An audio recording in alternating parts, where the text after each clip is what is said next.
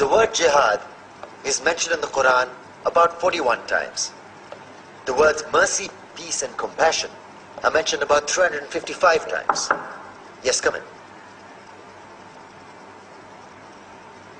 Come on in, Riaz. Sit down, please.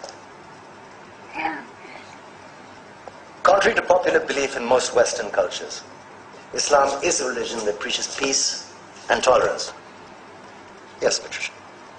If Islam truly is a religion that preaches peace, then how come the world's most troubled spots, the West Bank, Afghanistan, Pakistan, Iraq, they're all plagued with Islamic terrorism? Well, that depends on your definition of terrorism. Some might argue that the U.S. invasions of countries like Iraq and Afghanistan are also acts of terrorism. No, those were acts of war to get rid of despotic regimes. Or a means of getting at a country's oil. Conspiracy theories. Well, may I? Yes, please. Go ahead, Riaz. Mr. Khan is right.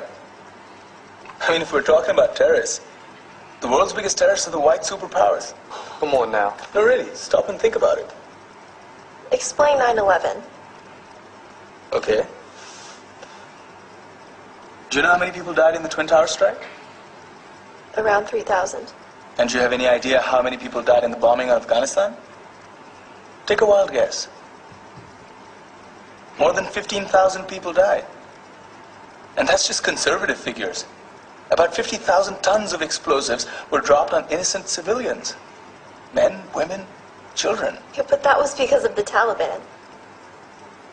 Now that you brought it up, did you know that the Taliban was a creation of the CIA to fight the Russians? Whatever. They were still harboring terrorists. Yeah, right. Terrorists that were never found. Just like the weapons of mass destruction that were never found in Iraq. Do you want to get into the death toll in Iraq? 500,000 civilians and counting. And what do Britain and America say when they don't find these weapons? It's simple. They just say sorry. And still refuse to relinquish control of these countries. What are you trying to say? What I'm trying to say is that just because you're American, wear a fancy suit, and call yourself the president, doesn't make you any less of a terrorist. I'm saying that if you don't stop meddling in other people's countries, you will face a backlash. If Muslims like you feel that way, then why don't you get out of our country? We will. As soon as you promise to leave ours.